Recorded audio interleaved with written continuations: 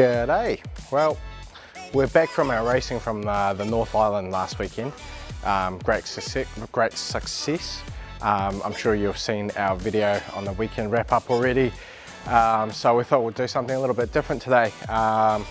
It's a chilly Wednesday morning and we've all made it to the shop, just tinkering away with pretty much everything but an MX-5 today. So everything's different today, so we'll do something different today as well. So we've got a bit of an unboxing today to do. It's for one of our customers' cars and they've been very great in letting us do an unboxing on video and sharing it with everyone. So basically it's a supercharger kit. It's a Track Dog Racing supercharger kit with a, I'll tell you in a second exactly what supercharger is in there because I haven't actually seen it properly. So we'll go through all the parts and all the other bits and pieces that he's purchased along with it. The car's actually just sitting outside, so we'll be getting into that once all these bits and pieces have been unboxed. And that exoset in the background there comes off the hoist. That'll be the next thing on the chopping board. So as a few of you may know or have talked to me about supercharger versus turbochargers, I'm a huge advocate of turbochargers. Not a great fan of the supercharger setups that are currently available in New Zealand or even some of the overseas ones. However, there is an exception, and the one exception that I always loved looking at and even would love to try is actually this, the Track Dog setup, which runs a Roadster supercharger. So it looks kind of like a turbo, however the compressor housing side is driven by a belt like a supercharger. So it's a bit of a hybrid, you can say, of a turbo and a supercharger. Now, what's the difference, you may ask? The main thing is the Roadster units are brand new.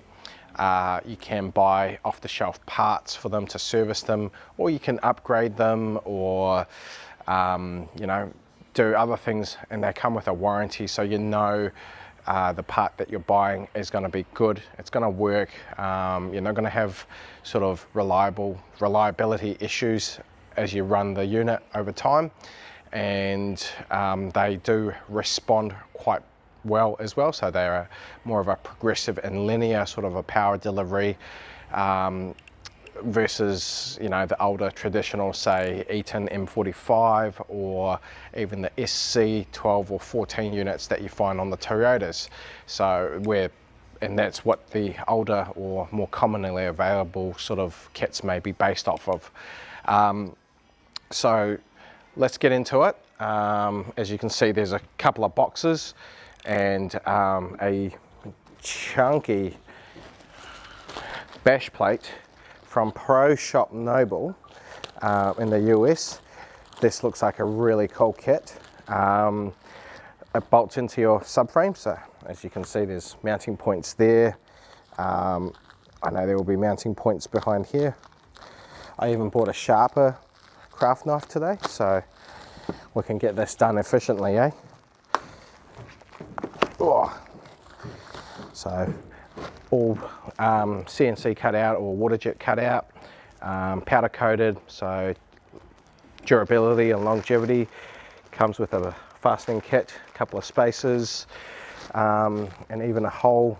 You can't quite see it, but there is a hole there to drain your oil, so you don't have to remove it every time you do a service. So that is part number one. Even comes with a couple of instructions, but hopefully it should be pretty self-explanatory, so we can get into that very shortly. So I'll put that aside. Right. Right, let's start with one of these boxes. I don't know what is in these. If there are some suspicious items, please don't come and arrest me, New Zealand Customs. I promise there's no drugs or prohibited materials in these. So what have we got here? Oh yeah, some Deutschworks injectors, I'm assuming.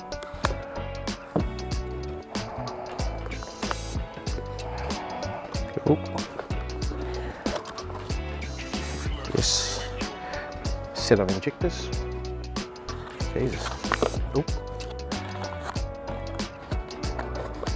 Feed more fuel into your car so that you don't run out of the good juice. I'm assuming this might be another set. Oh no, that's the fuel pump. So 255 litres per hour. So pretty standard for any sort of forced induction work that we see. So most of our supercharger or turbo car builds that run relatively on a stock engine will take a 255 litre unit. What else? Oh yeah, that must be, I'm not too sure. Some shielding of some description. I'm guessing it's probably for the top of the radiator as a heat shield type of material. Sorry, air deflector. Some lines or brackets. This might take a while because there's quite a few packets and packages, and there's a lot of bits in each pack as well. So, oh yeah, no, some merch. Miata Performance, so Track Dog Racing, very cool. Oh, look at that, wee cap, very cool. This dog bites, very good, very good. I like that.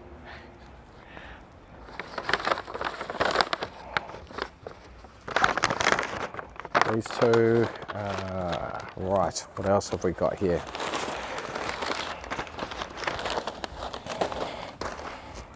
Right, so these are all your intercooler piping slip joins with there's a bung there for your sensors. So technically, from what I've read, pad, these should be a fairly simple bolt-in, and it shouldn't take you too long to fit this yourself. So if you enjoy working on your own MX-5 and have the facilities and tools to do some of this at home, according to their website, it should take you a couple of days of just sort of tinkering around with bits and bobs to fit all this kit together. So really looking forward to sort of doing something that's I suppose a true bolt-on, I suppose. I'm guessing that's custom modified radiator lower brackets. That's to sort of change around and probably to move your radiator so you can fit other bits and pieces in there as well. So we'll pack these up nicely again. So all this will be pulled apart again very, very soon. But we thought we'll give you the first look at what's available and what comes with the kit, or options that you can find. Yeah, it's cool. I know that's the radiator slam panel, so more Track Dog Racing branding. So I'm guessing your intercooler piping goes in through here, comes out through this end, goes into the engine, and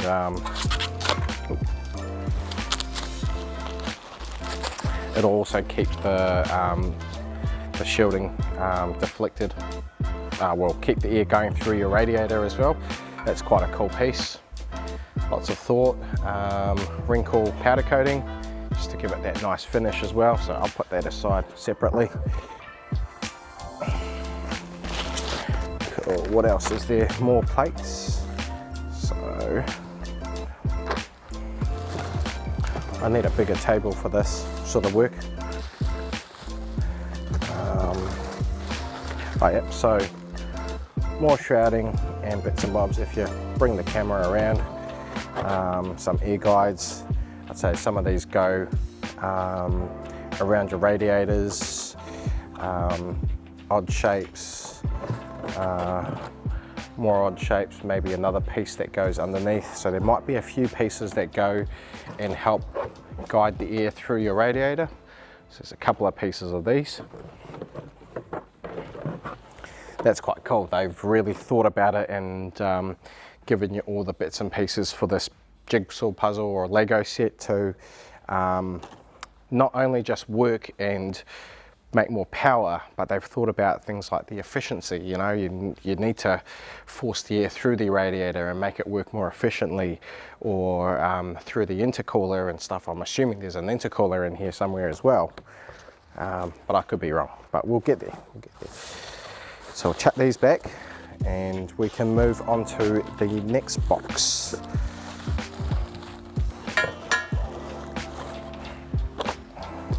The hat's really cool, I like that. So that's box number one.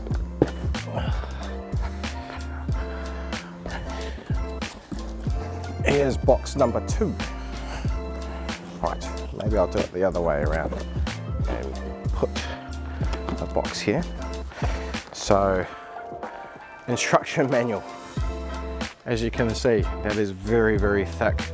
But everything's labeled from hood struts, fuel pump, fuel timing and timing, other fuel injectors, heat shield, supercharger, fuel timing and programming, and components checklist. So when these get packed, they go through all the bits and pieces.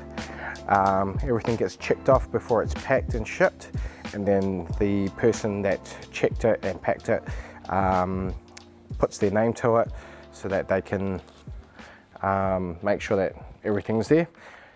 It's a very comprehensive list of bits and bobs, and obviously there's a couple of spec sheets for what sort of belts and other bits and pieces you might find that you'll need. So yeah, really sort of in-depth detail.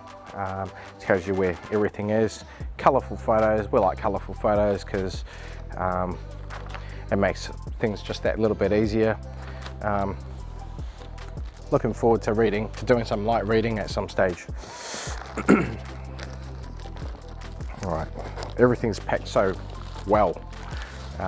Very nice and neat. Must be the bracket for the supercharger.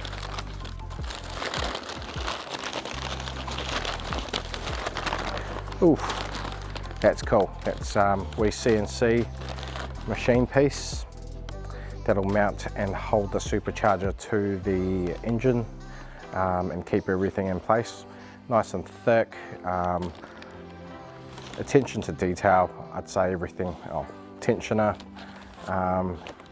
everything just nicely made.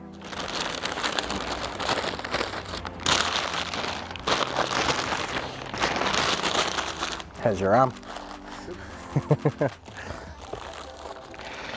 Right, Rotrex oil, supercharger oil. Comes with a wee funnel and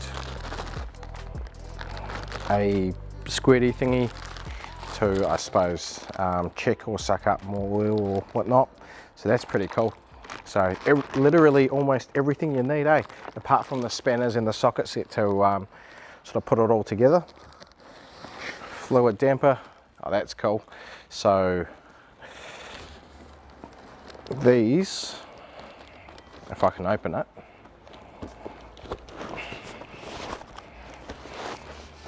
whichever way.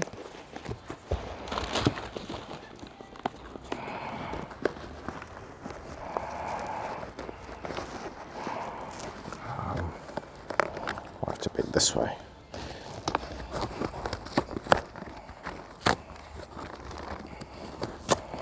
Sorry, I'm struggling a bit today.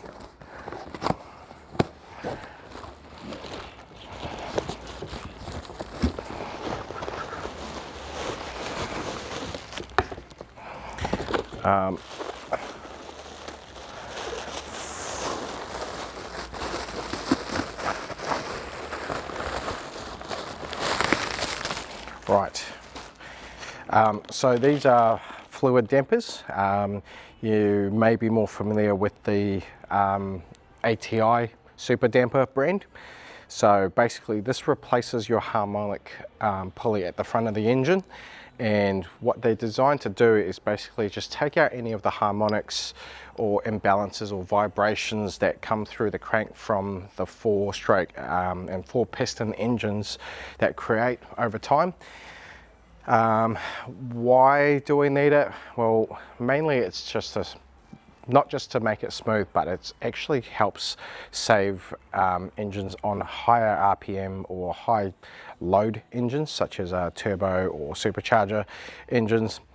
It takes any of the vibrations out of it, and it keeps the oil pump happy and healthy as well, because you know everything's such a tight fit, very close tolerances. If you have chatter or vibrations through there, it can cause abnormal wear or premature wear on some of the parts, and these things do help keep that sort of harmonics, vibrations and whatnot away. So it is a good thing. So if you are looking at doing a high, especially a higher revving engine or performance engine, these are a good investment to help keep the longevity of the engine and reliable as well. So obviously there are different manufacturers.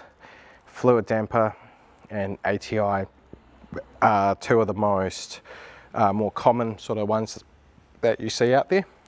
We've got an ATI damper on our drift car, or going onto our drift car, and even recently we've put an ATI damper onto Roland's BP4W ITB build that you've seen a couple of videos ago. So yeah, definitely recommended, and they can be rebuilt as well. So over time, I think it's every couple of years, 5 to 10 years depending on application, they do recommend to service and rebuild these things, just to make sure that everything is in check and whatnot. So yeah, very good investment. We'll chuck this back. Coolant hose, I'm assuming that's a coolant reroute hose, fairly common. A few other aftermarket brands, they all make these sort of kits. Once again, quite a good sort of thing to keep reliability and heat out of your engine, or evenly across your engine. So that's that hose there. A couple of feeds. What's that one? Clutch line, I'm assuming. That's a clutch, could be a clutch line. A couple of silicone joiners. More merch. Bottle opener, which is quite cool. What else? Thermostat. Must be for the coolant reroute. So they, yes, we thermostat in here. A couple more silicone joiners. These must be just a couple more brackets, and air filter. I'm gonna assume that it's a K&N one, looking at the red on the filter itself.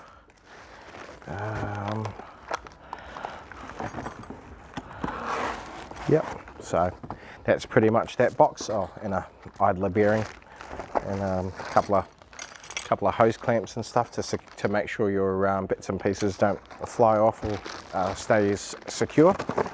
So we'll put those back in there.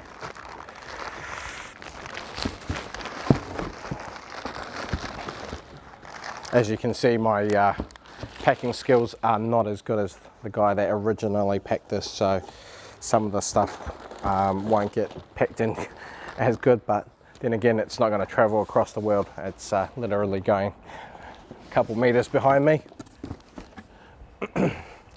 Cool. So another box. Oh, we've got a Dixel box. It's definitely not Dixel brake pads. So this is the fun part.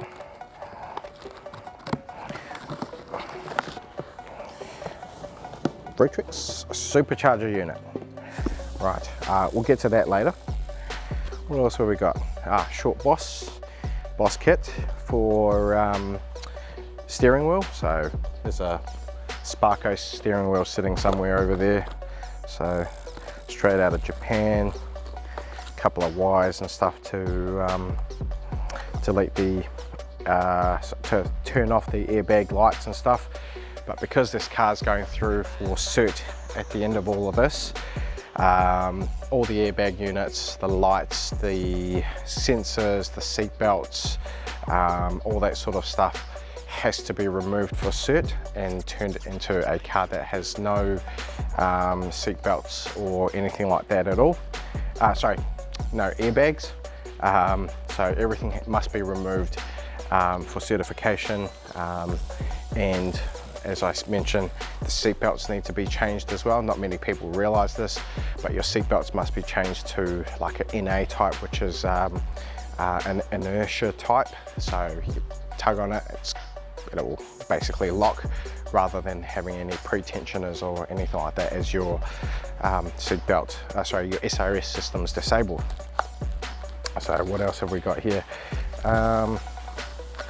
More pulleys and idlers in here. They feel round, so I'm going to guess that's what they are.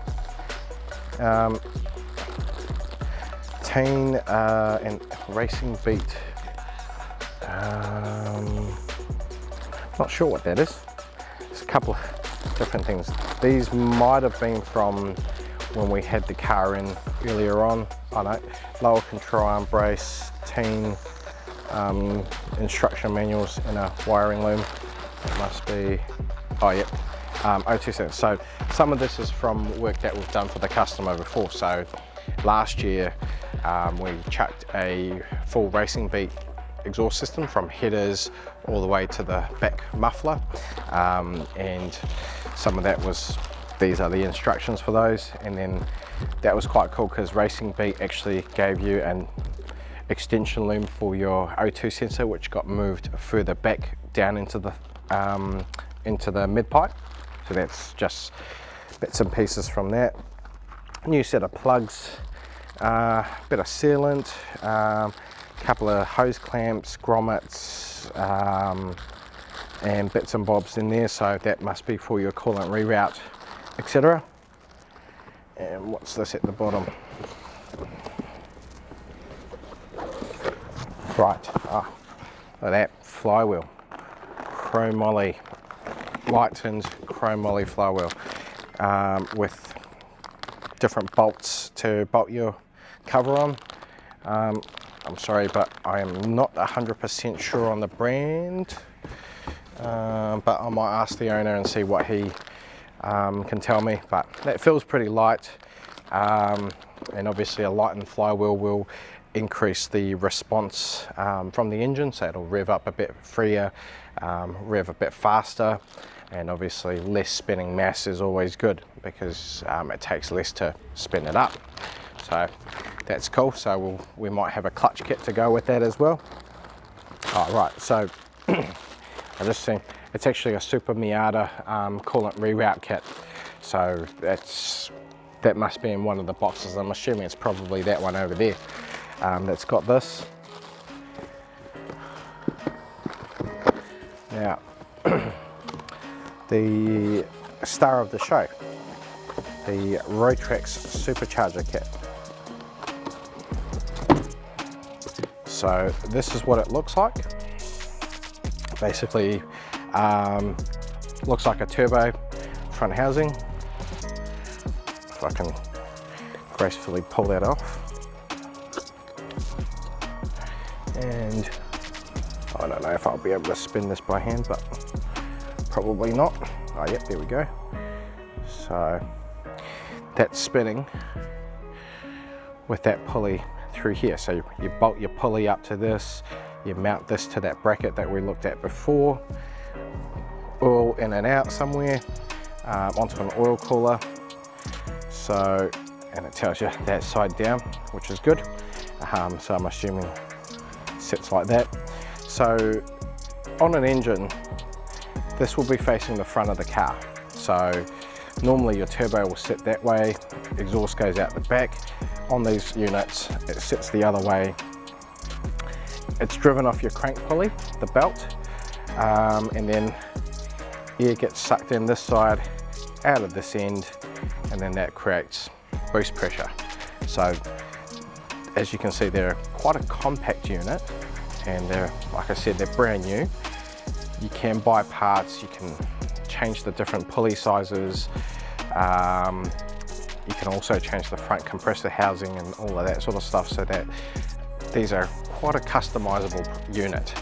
And because they are still making these things, serviceability of these things are good as well. So in terms of a longevity and useful life of these supercharger units, you'll get a lot more out of these. They are dearer, but it's not a second-hand part, and it's not something that if it breaks, you throw it away and you buy a new one. You can basically go down or jump on the interwebs and buy bits and pieces for these and service these. So I'm a huge fan of these, and the power delivery on these are quite amazing as well. So completely different to a more traditional sort of routes, or what's the other type of supercharger units that you can find, or like an older one. So looking forward to seeing what this thing can do. Right.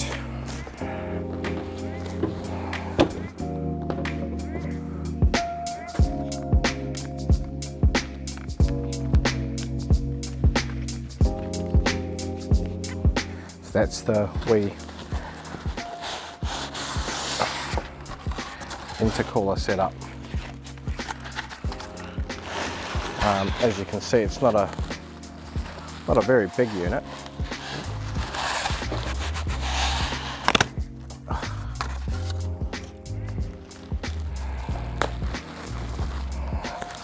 It's very shiny. We like shiny bits.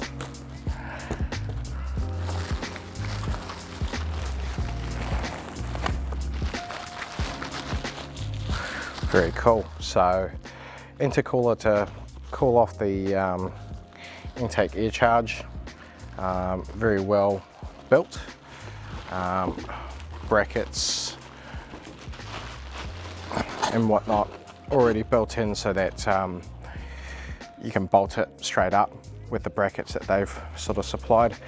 And I'm guessing some of those plastic pieces that came with the in the first box or second box, they'll sit somewhere around the intercooler, just to help guide the air through and make these things work efficiently. So that's quite cool. Let's put this back in.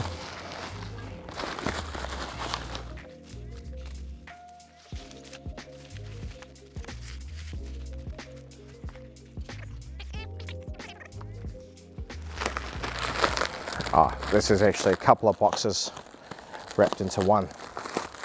So this might take me a little bit of time to decipher.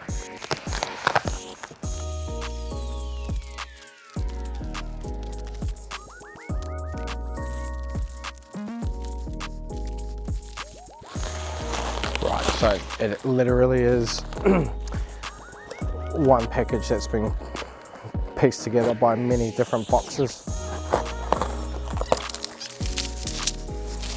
Oh, okay. I suppose we'll start at one end.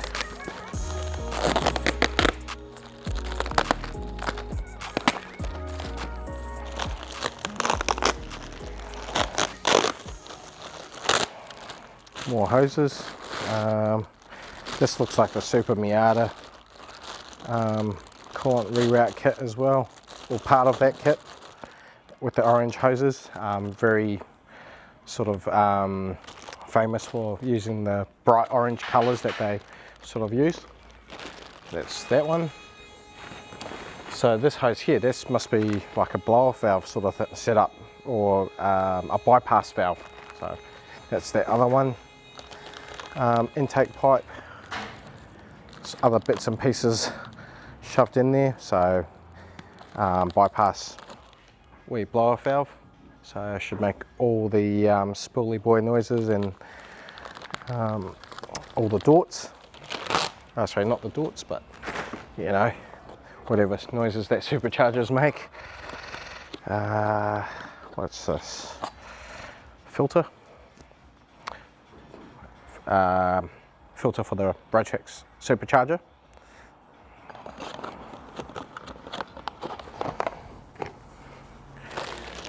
This.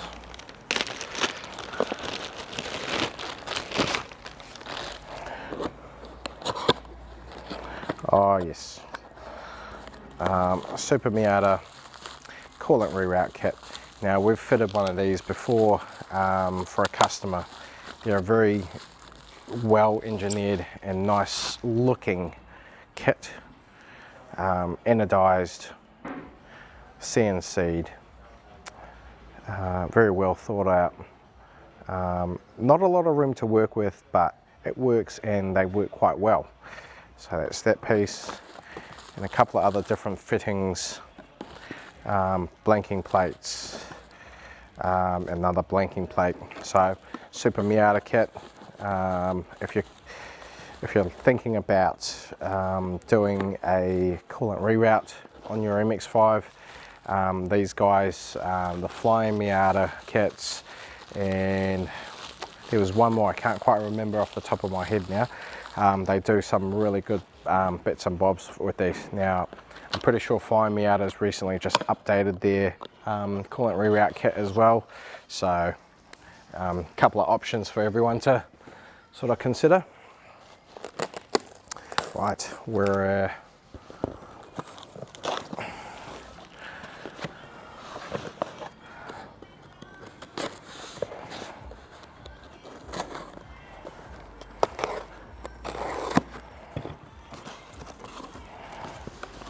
yep, so that must be the oil lines for the supercharger kit, or catch can, rebreather, and all the fittings, bits and bobs. That's quite cool.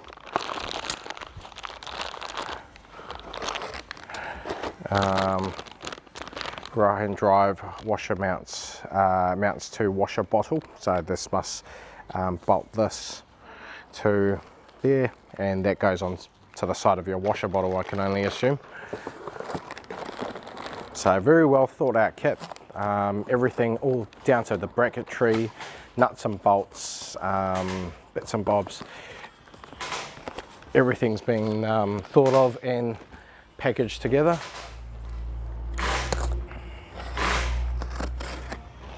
How's your arm, Everard? You thought this was going to be a 10-minute job, my friend? If the camera's a little bit shaky, please forgive us. It's been like half an hour of us standing here and him holding a camera with his hands. So he's doing well. Cool, so wiring harnesses, bits and bobs for injectors or coil packs. This is cool. So everything's done, coil packs, all sheathed, zip tied, protected, so relayed, very cool. When we say plug and play kit, this is looking more and more like, hey, this is all going to bolt in and we're not going to have to do anything else. A bracket of some description with fittings inside.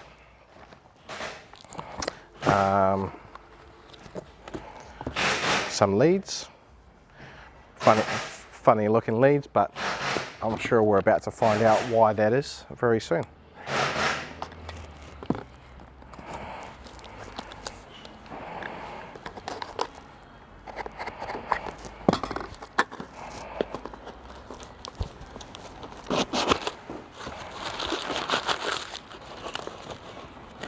Coil packs.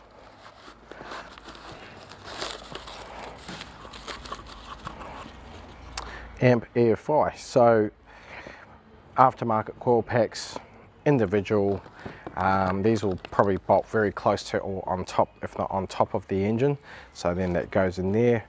A nice short run to the spark plug, so that'll give you a really strong and efficient spark. Now, as a lot of you might be aware, having a forced induction vehicle requires a stronger spark, and usually we re-gap our spark plugs a bit shorter as well. As the force there comes into the engine, it does have a potential to blow out the spark. Yes, that can happen, and therefore you start getting misfiring. So having a strong spark is quite important, so you get the maximum out of your fuel and you're not missing a beat every now and then. So that's quite cool, and obviously that's all the loom. And that bracket there, as you can see, it's got 4 squares on it through there. That'll be to hold all the coil packs in place while this is flying down the road. So that's a kit that these guys do. You can just, see all the bits and bobs. It's quite a cool wee little kit.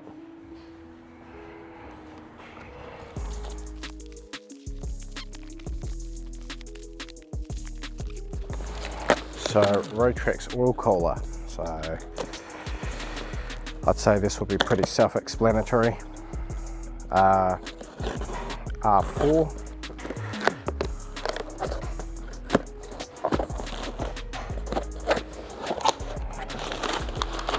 That's cool. So nice high quality Continental high pressure hoses, made by Continental, made in the USA. And a wee oil cooler to keep the Roadster supercharger cool. Obviously, once again, you've got your brackets, you've got your cooler, and then you've got your bracketry to mount it all up. So they've really thought about everything. Laser cut out of one piece and then bent to what the requirements are. Even comes with just a little bit of sealant to make sure nothing leaks.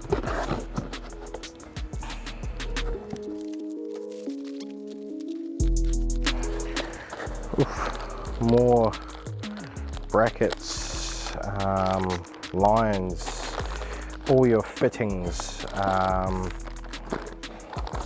hose clamps, everything's numbered as well. So that's all your dimensions. There's a part number bag, like R1, B7, B2. I'm assuming just like Lego, as we're reading through the instructions, it'll tell you to open bag B7, use the 40mm clamp, use the 36mm. Actually, this is probably more organized than a Lego set. If you've ever done a Lego in the recent years, they come in a couple of bags with a multitude of different things in that one bag. And some of the parts that you need are in another bag, and then you've got to open another bag, make more of a mess. So this is actually, I must say, probably more organized than an actual Lego set these days. It's just more nuts and bolts. Even comes with trusty zip ties for your radiator fan or oil cooler. So got to have those. A couple of bonnet struts, R8, because I'm assuming you're gonna lose your bonnet stay. So these are quite handy. And even if you're not running one of these kits, these are actually quite cool. Automatically lifts up your bonnet at a certain angle.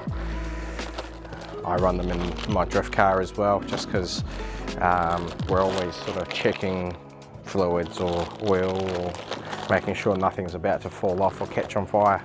So handy as wee kits. Right, carry on. Don't know if you've seen earlier, well, that's a shield, but that's a heat shield. It's definitely not grandma's baked cookies or baked cake thing, but this will sit over your exhaust shield or keep the heat away from the supercharger and onto the exhaust, so that's quite cool. So these will bend and mold in certain fold areas, keeps everything nice and cool, and keeping the heat away from places where it's not meant to. So you can feel there's actually material inside of this. I'm assuming it's probably fiberglass, You can't see it, but it is actually embedded and internal of this main piece. So once again, another very well thought out piece, and you can even see their logo on there.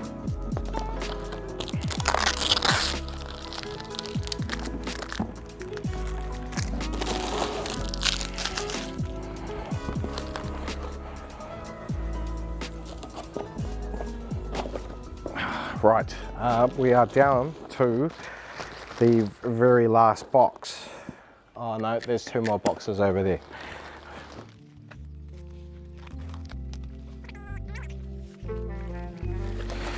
Yes, high flow radiator. Oops. Yeah, as we're going forced induction, we will be making a little bit more heat in the engine and whatnot, so having a slightly larger capacity or more efficient radiator will be very vital to keeping everything sort of healthy and safe. So yeah, this will be one of the last pieces that'll go in, and we should be good. And they're a bit lighter as well.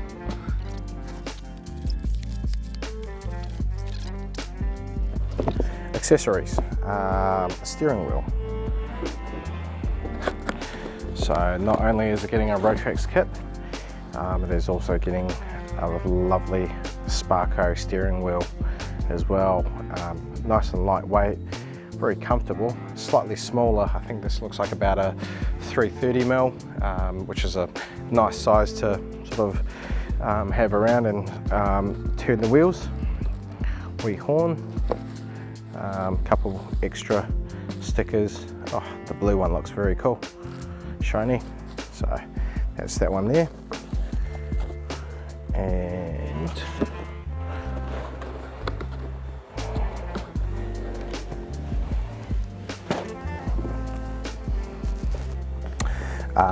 clutch kit.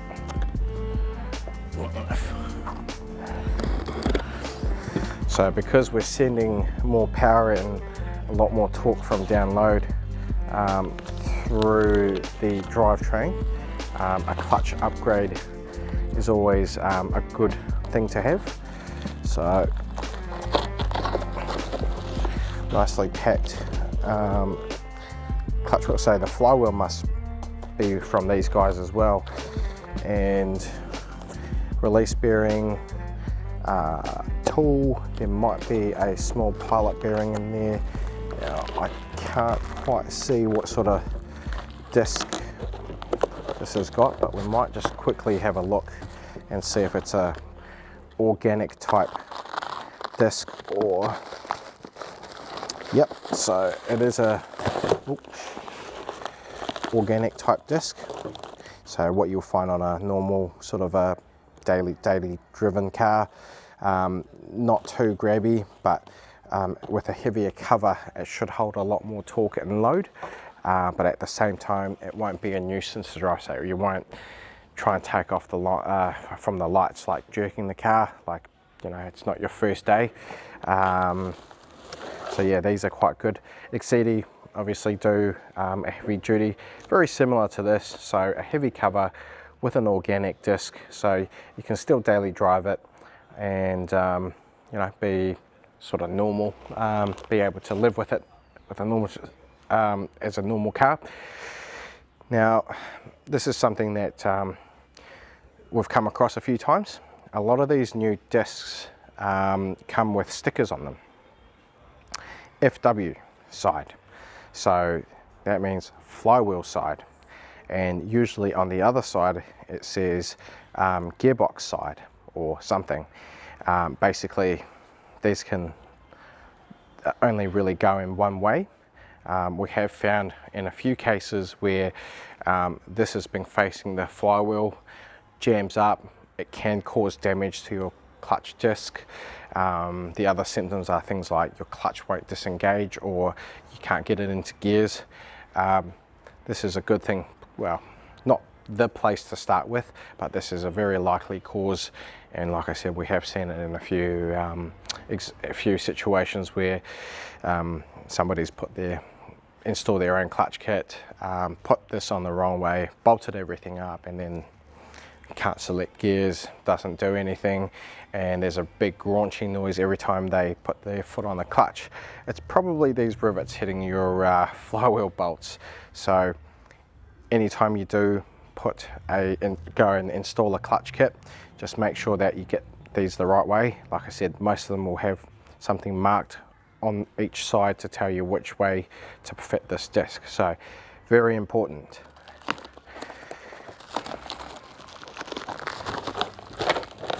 Cool, so